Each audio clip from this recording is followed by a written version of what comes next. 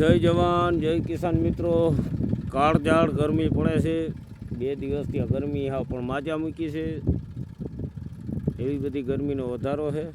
બોજાબેડીમાં મગફળીનું વાવેતર ચાલુ કર્યું છે. અત્યારે 1-1.5ના ટાઈમે બરાબર. રાતે વરસાદ હતો એટલે બપોર સવારમાં વાવેતર થયું નહીં. હવે અત્યારે ચાલુ કર્યું છે. હજી તો ખૂણામાંથી ચાલુ કર્યું. ખૂણામાં જરાક ગારો ઓછો હોય.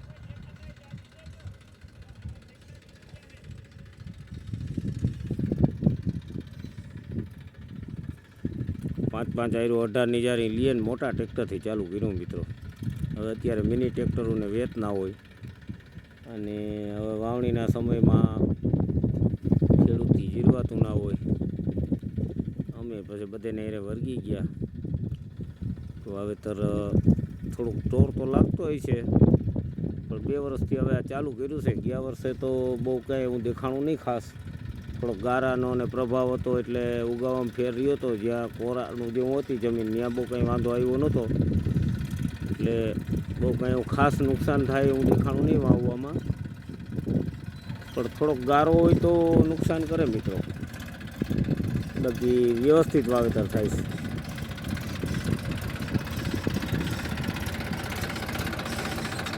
તડકો ખૂબ છે. હું લીમડાને કાંઈ બેઠો વિડીયો બનાવું છું મિત્રો.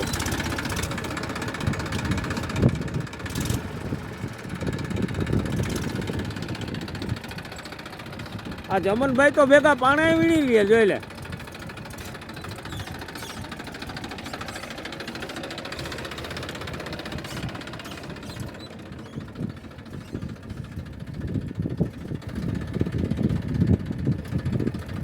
આવી રીતે 5 આયરું લેવાતી હોય.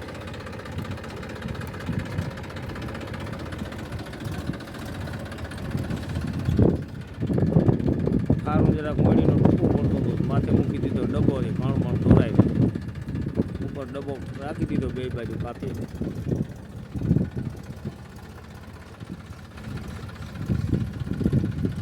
આવું છે મિત્રો.